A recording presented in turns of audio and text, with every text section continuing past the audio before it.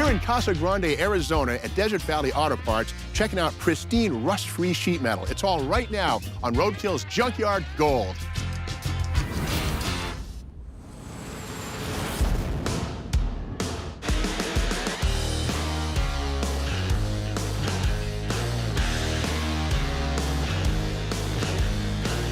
I'm Steve Mignonti, hot rod historian, author, and lover of all things cars.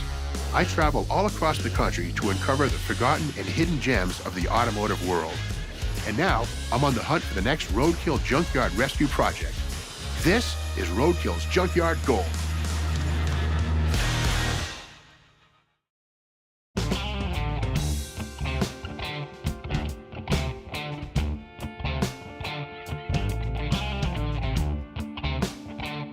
Desert Valley Auto Parts has two locations, one in North Phoenix, Arizona, and this one here in Casa Grande, Arizona. They're both packed with rust-free Arizona vehicles, and the big difference is this one here caters to much earlier cars. We've got cars here from the 30s, 40s, 50s, 60s, and early 1970s. Now, I'm hearing talk about some rare stuff here. A hot rod Lincoln, a sliding roof station wagon, a first-year Chevy X-Frame, a debut edition Dodge RT muscle car, and as always, I'll be looking for the next Roadkill Rescue candidate. This is a massive yard with lots to see. Let's start digging.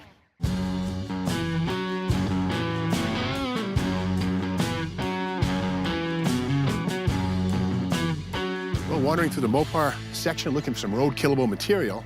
Mopars are always popular with the guys. This is pretty cool. Looks like a 1953 Plymouth Plaza two-door wagon. Man, these are cool, almost like the poor man's Chevy Nomad. This gives us a good look at Chrysler's body-on-frame construction. We see here the frame, which is separate, the body bolts down onto it, and this is how Chrysler built their cars until 1960 when it went to something totally new called unitized construction.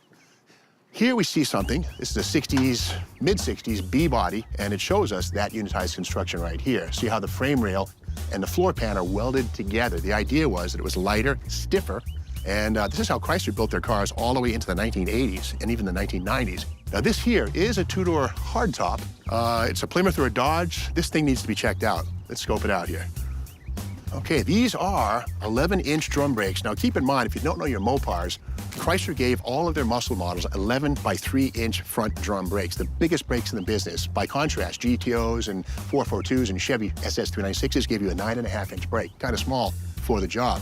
So this says this is either a muscle car, a police car, or a special handling and brake package option added to an otherwise standard two-door. But being a two-door, it's not a police car. And looking on the firewall here, I do see that the inner fenders have been cut away. And here we see Chrysler's manual steering box. This was made out of aluminum, quite light compared to the iron pieces found in GM and Ford cars. Now, power steering was optional, but when I see manual steering on a car like this, I start to think muscle car. And you know what? This is a 4-speed car because this is a Z-bar bracket, not seen on any other transmission. I gotta learn more. I gotta see if the VIN is here. This will tell us everything. Okay, now we check the VIN. This is the moment of truth. WS23L. This is a 67 Coronet RT, Dodge's first self-aware muscle car. Now, keep in mind, the Pontiac GTO came out in 1964, and after that, the rest of Detroit was playing catch-up. So for 67, Dodge finally had their first self-aware muscle car in this, the Coronet RT. Now, the 5th digit is L, which means this car was born with the base engine, which was a 440 Magnum, which means 375 horsepower, 480 foot-pounds of torque. And by comparison, you know, the biggest GM muscle car engine was 400 cubic inches. So Dodge gave you 40 cubic inches more and a full 375 horsepower. Now, if we saw the letter J in the 5th spot, that would tell us this is a street Hemi car, and I'd be blown away to find it here in the junkyard. We see right here on the quarter panel, these 2 holes. Those are the piercings where the big RT logo would have gone. And again, the RT was first used in 1967. It's still used today on Dodge muscle cars, the Challengers and the Chargers with the Hemi engines. But here's the beginning right here of the RT dynasty. Now, we do see that the rear wheel openings have been chopped open. Undoubtedly, somebody put some slicks or some wide tires on this thing at some point. And the trouble with these Coronet RTs and their cousin, the Plymouth GTX of 67, was they had very small wheel openings in the back. So if you put big tires on them, they'd rub. That's why most folks just chopped away the metal. Now, this car would have had leaf springs and a Dana 60 rear axle, thanks to that 4-speed transmission.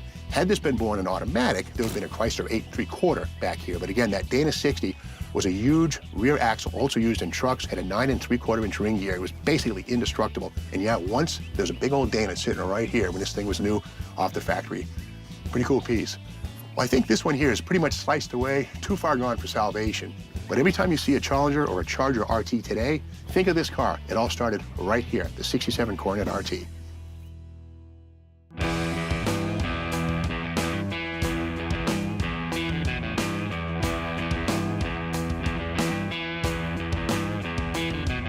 External engine identification emblems were pretty common during the muscle car 60s, but in the 1950s, they were pretty rare. This is the very first one ever used by Mercury. This is on a 1957 Mercury Turnpike Cruiser. When you see that emblem, you knew you were looking at the optional 368 cubic inch V8. But more importantly, the Turnpike Cruiser package came with factory ram air induction. A little hole here in the inner fender ducted air to this opening, which then fed it into the air cleaner and then to the carburetor. The cooler air was denser and helped that engine make more power as it cruised down the turnpike. Now we know.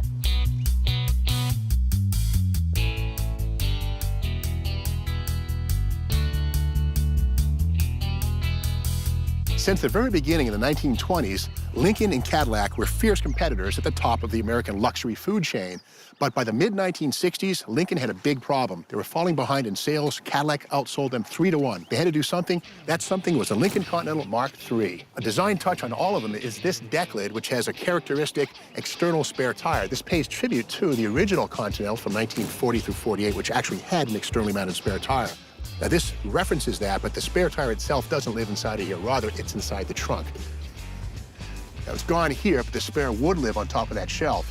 But these cars were very, very thoroughly engineered, and something I love to point out is the hubcaps. Die-cast ring, this grille, and of course, then the stamped inner part. These things weigh about 9 pounds, but it's just a small example of the engineering and the over-engineering that was found in all of these cars. These were built between 1969 and 1971, and roughly 20,000 per year were built. Inside the Mark III, it was pure luxury, the absolute opposite end of the Mustang or Pinto scale. We see here things like walnut, actual, real walnut appliques on the dashboard. That's real wood. Available leather seating until 1971, when it became standard, as you see on this one here, and plush pile carpeting and 150 pounds of sound deadening. So these things were as silent as a tomb going down the highway. This one has the optional sunroof, which was an option added for 1971. And this is a 71, the final year for these cars. Now, something we see on this one is the bench front seat, but for 1971, it was actually a bucket seat and a console option made available with a floor shifter. If you see one of those things, they're incredibly rare. These have a 120-mile-an-hour speedometer and the clock actually made by Cartier. Now, the good thing on these cars is they all had serious horsepower. For that, we go under the hood. The 460 is a member of Ford's 385 engine family of big blocks and also was sold as a 429, including the Boss 429. Yeah, the bones of this Lincoln engine are also found in Boss Mustangs. But the thing I love about these engines is they were all equipped with 4-barrel carburetors and dual exhaust. Meanwhile, over at Cadillac, well, since 1961, all the way through the 60s and 70s, Cadillac offered cars with single exhaust pipes, which were the opposite of high performance. But Lincoln Mark IIIs all had dual pipes, 4-barrel carburetors, 460 cubic inches, 365 horsepower, 500 foot-pounds of torque, and were absolutely fun to drive. The thing I love about these cars is their neoclassical styling. Lee Iacocca, who was also in charge of the Mustang project in the early 60s, was also at the head of the Lincoln Mark III, and he made sure they didn't scrimp on anything. This grille that we see here is triple chrome plated. These cost Lincoln $200 per car to make, but they assured people wouldn't miss these things for any other car on the road. This is what I would do. I would pay tribute to the Boss 429 Mustang and to the fact that Lincoln never made a muscle car during the muscle car era. I would turn this into the classic hot rod Lincoln with a Boss 429 NASCAR motor, a 4-speed manual transmission, and a floor shift. I'd keep the front disc brakes, the 9-inch rear axle, they're already there, but I'd turn this into a classic hot rod Lincoln.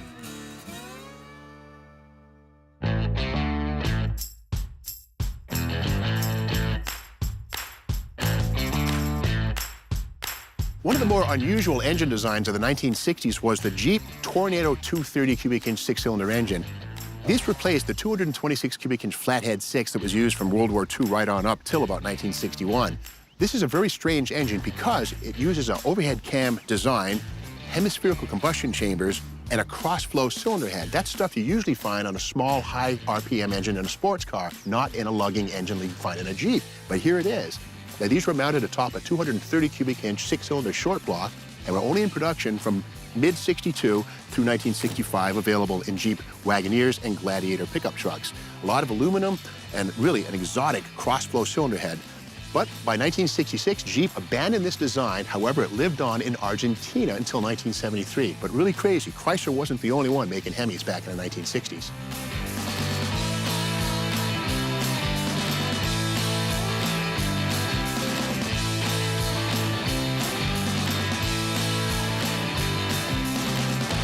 Before there were cars, there were covered wagons. And one of the biggest names in covered wagons was Studebaker, as of 1820. Well, this here is a modern version of the Studebaker covered wagon, the Studebaker Wagon Air. But this one here is kind of unique. When we see this grille, we know that we're looking at a 64 through 66 model. Industrial stylist Brooks Stevens was hired to give the Studebaker a facelift, and that's what we see here, these sort of squared-off headlamp bezels, this rectangular grille. The thing of this one, though, this is 1966. It means it was built in Canada. Now, Studebaker built their cars in South Bend, Indiana, up till December of 1963, when they shuttered operations in the States. They basically decided to get out of the car-making business. But because they had 2,000 auto dealers here in the States, they faced a class-action lawsuit. So they continued building cars in Canada as a way to gently ease out of the car-building market. Let's take a closer look at this puppy. And that is a small block Chevy.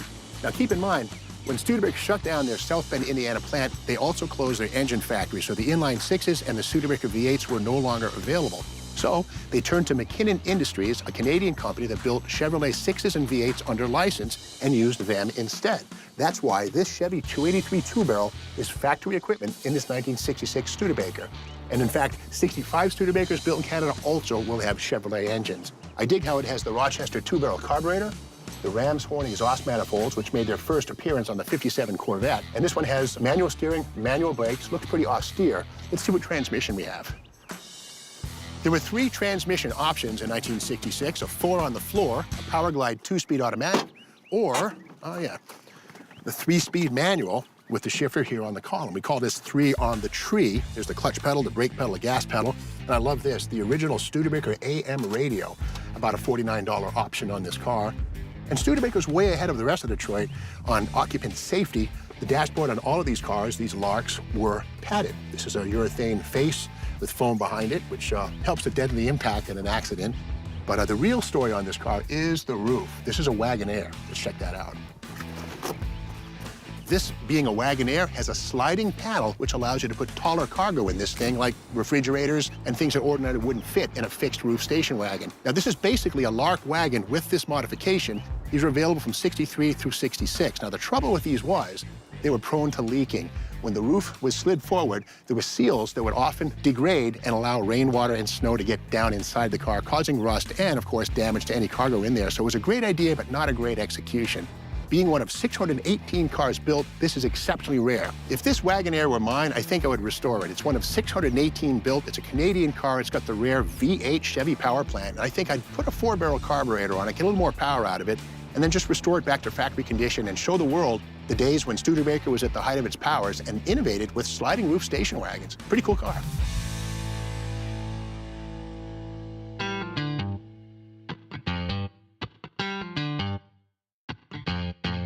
Studebaker made more than cars. They also made pickup trucks. Now, today we're used to pickup trucks coming in one of 2 types: step sides with bolt-on fenders and flare sides with a larger box and slab-sided fenders. Well, Studebaker didn't have the budget to create their own flare side bed, so they bought theirs from Dodge.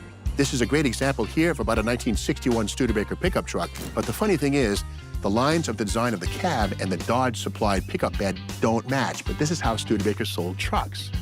Go figure. Is it any wonder they went out of business in 1963?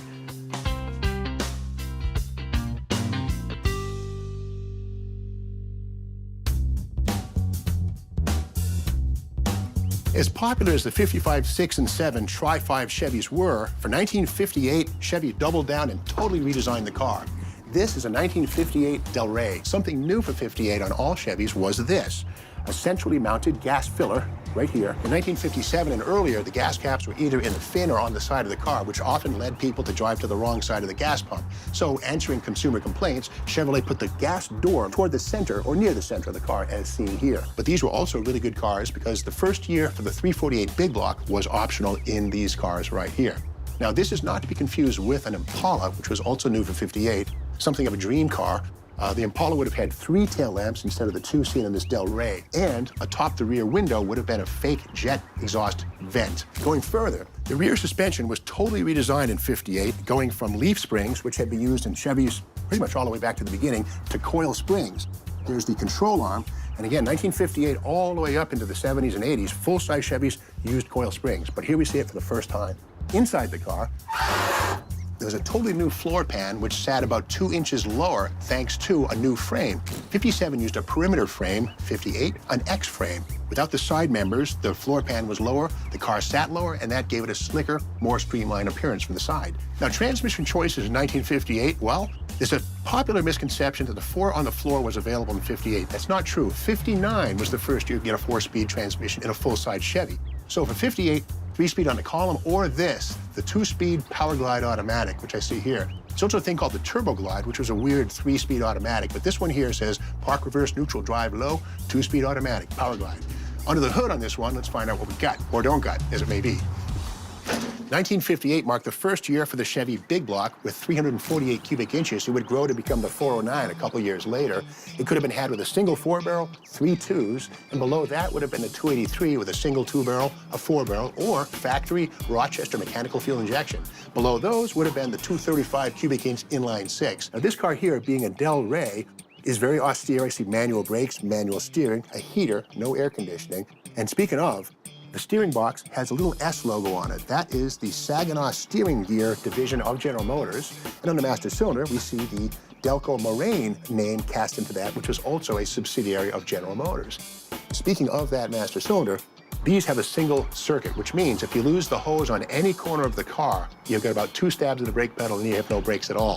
1967 brought a federal mandate for dual circuit master cylinders, which were much safer. But this is what it was in '58, all the way up to '67. If this '58 Del Rey were mine, well, it's so solid and sweet, it doesn't need any restoration. But I think what I'd do is go after Finnegan's Blasphemy.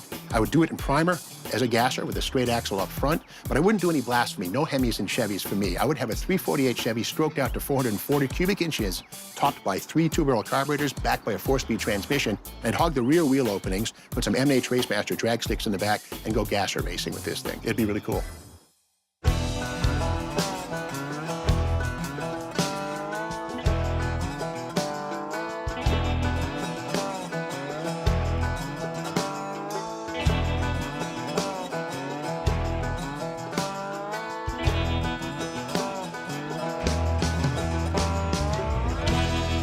Well, I found it. This episode's Roadkill Rescue, a 1949 Ford Custom 2-door sedan. Now, one thing we'll find in every 1949 Ford is a 3-speed manual transmission with the column shifted arm. The funny thing is, before 1936, Ford transmissions were all shifted by the floor. 1937, they went to a column shifted transmission, as we see right here. Automatic transmissions wouldn't come to Ford until 1952. So again, anybody who drove a '49 Ford had to know how to work a clutch and a stick shift. This one also has the optional clock in the center of the dashboard. If you didn't pay the extra $3 or $4, you got a little styled stamped piece of metal that plugged that hole.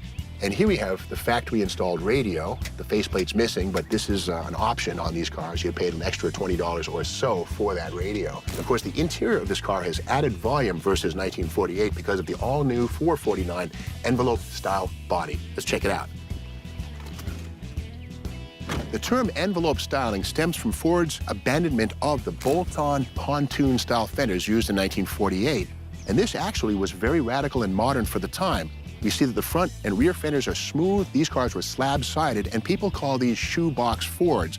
Within a year or two, the rest of Detroit would begin to emulate Ford's advance on this, and Ford advertising of the day said, "There's a Ford in your future." Well, this car also predicted future Detroit styling from GM and Chrysler.